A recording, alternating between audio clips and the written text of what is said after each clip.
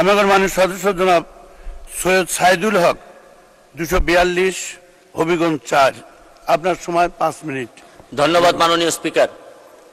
শুরু করিতেছি মহান আল্লাহর নামে, যিনি পরম করুণাময় এবং অত্যন্ত দয়ালু। মাননীয় স্পিকার, আমার বক্তব্যের শুরুতেই শ্রদ্ধা ভরে স্মরণ করছি হাজার বছরের শ্রেষ্ঠ বাঙালি বঙ্গবন্ধু শেখ মুজিবুর রহমান।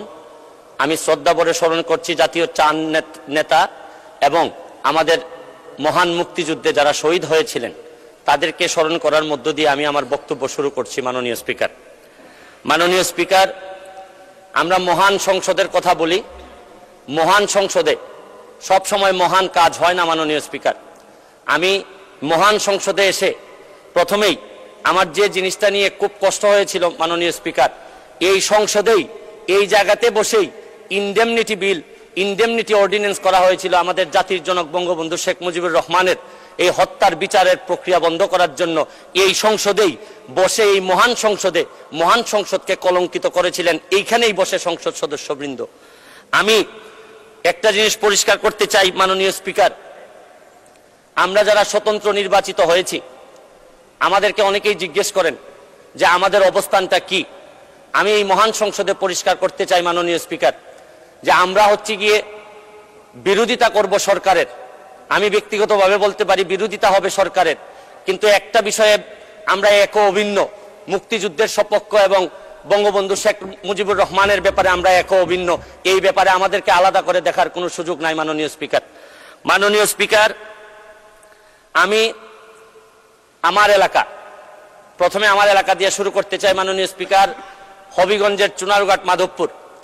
আমি দুঃখের সাথে বলতে চাই মাননীয় স্পিকার, বাংলাদেশের বিভিন্ন জায়গায় বঙ্গবন্ধুর নামে বিভিন্নভাবে স্থাপনা তৈরি হয়েছে, বড় বড় স্থাপনা, কিন্তু আমার এলাকায় এত দীর্ঘদিন যাবৎ আওয়ামী লীগ ক্ষমতায় থাকার পরেও এখন পর্যন্ত বঙ্গবন্ধু বা তার পরিবারের নামে একটা বড় স্থাপনাও তৈরি করা হয় নাই মাননীয় স্পিকার। আমি নিজে অল্প অল্প কয়েকটি ব্রিজ নিজের টাকা দিয়ে জননেত্রী শেখ হাসিনা এবং বঙ্গবন্ধুর নামে কয়েকটি ব্রিজ তৈরি করেছি এবং আমার এলাকার যারা কৃতি সন্তান ছিলেন তাদের নামে ব্রিজ তৈরি করেছি। আমাকে অনেকে বলেছেন যে আপনি টাকা পান কোথায়। আমার এলাকায় আমি বলছি যে আমি টাকা পাই কোথায় এটা জিজ্ঞেস করার আগে মাননীয় প্রধানমন্ত্রীকে জিজ্ঞেস করেন যে উনি বাংলাদেশের উন্নয়নের জন্য এত টাকা পান কোথায়। ইতিহাসের যে উন্নয়ন উনি করেছেন এইটা তো আগে বাংলাদেশের ইতিহাসে কখনো হয়নি। আমি একটা জিনিস বিশ্বাস করি, আপনার হৃদয়ে যদি দেশপ্রেম থাকে এবং আপনার রক্তের মধ্যে যদি বাংলাদেশের জন্য কিছু করার ইচ্ছা থাকে তাহলে টাকা কোনো সমস্যা হয় না মাননীয় স্পিকার। এটা প্রমাণ করেছেন আমাদের জননেত্রী শেখ হাসিনা, এটা প্রমাণ করেছেন যে চাইলেই এই দেশকে বহুদূর নিয়ে যাওয়া সম্ভব মাননীয় স্পিকার। মাননীয় প্রধানমন্ত্রীর সাথে যখন আমার দেখা হয় উনি আমাকে বলেছিলেন, হেসে হেসে বলেছিলেন, তুমি তো ফেসবুকে মধ্য দিয়ে তুমি এমপি হয়ে গিয়েছো। আমি একটা জিনিস পরিষ্কার করতে চাই আজকে মাননীয় স্পিকার, যে আমি ফেসবুককে ব্যবহার করে হয়েছি, কিন্তু একটা জিনিস, বাংলাদেশটাকে যিনি ডিজিটাল বাংলাদেশে রূপান্তরিত করেছেন আর এইটার প্রোডাক্ট হচ্ছে গিয়ে আপনার ফেসবুক।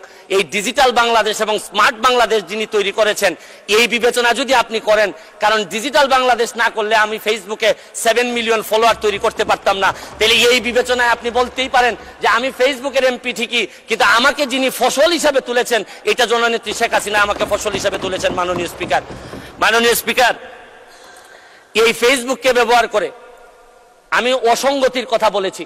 এই ফেসবুককে ব্যবহার করে আমি ফুটবলে নিয়ে মানুষকে মাঠে নিয়ে গেছি এবং আমি মাদক মুক্ত সমাজ ব্যবস্থার কথা বলেছি।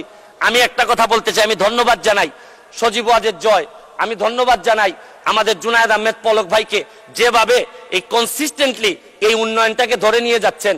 আরে অনেকে আমি বক্তব্যতে শুনি বলেন যে আমরা ডিজিটাল বাংলাদেশ নির্মাণ করব। আমি তো বলি নির্মাণ হয়ে গেছে অনেক আগেই। এই ডিজিটাল বাংলাদেশের ফসল অলরেডি আমি এমপি হিসাবে এই মহান সংসদে অলরেডি চলে আসছি মাননীয় স্পিকার। আমি আরেকটা জিনিস আপনাদেরকে বলতে চাই, অনেকেই বলেন যে স্বাধীনতার সপক্ষের সরকার থাকলে কি হয় আর স্বাধীনতার বিপক্ষের সরকার থাকলে কি হয়।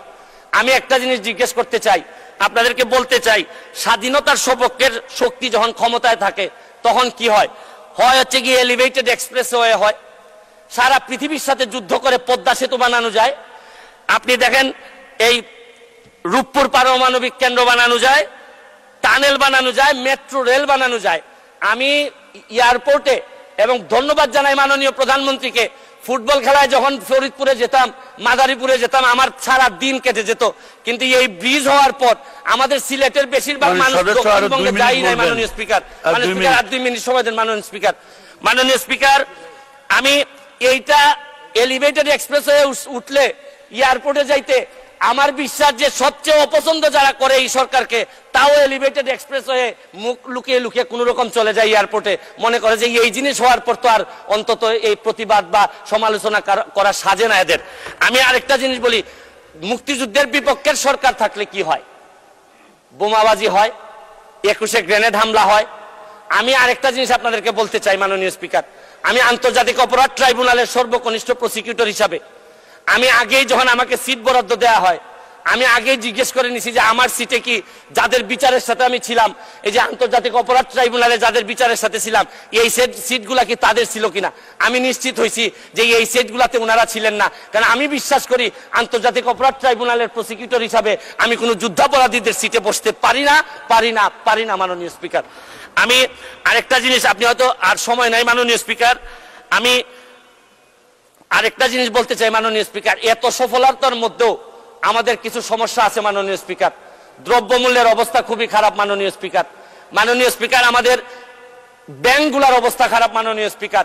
আমরা টাকা পাচার কোনোভাবে রোধ করতে পারতেছি না মাননীয় স্পিকার। আমি আজকের প্রথম দিনে আপনাদেরকে বিরক্ত করতে চাই না, এইসব নিয়ে আমি ভবিষ্যতে কথা বলবো।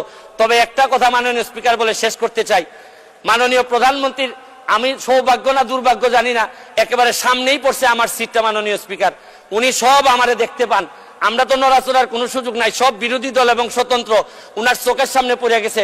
আমরা সংসদের বাইরেও নড়তে পারবো না, ভিতরেও পারতেছি না। তবে আমি ভয় পাই মাননীয় প্রধানমন্ত্রীর পিছনে যারা বসছেন তারা তো সকল ক্ষমতার উৎস, তাদেরকে মাননীয় প্রধানমন্ত্রী সবসময় হয়তো চোখে দেখতে পারেন না। তবে আমার বিশ্বাস মাননীয় প্রধানমন্ত্রী আমাদেরকে যেভাবে দেখবেন, পিছনে যারা আছে এদেরকে যদি একটু চেক করেন তাহলে। 1 মিনিট। ধন্যবাদ মাননীয় স্পিকার। ধন্যবাদ।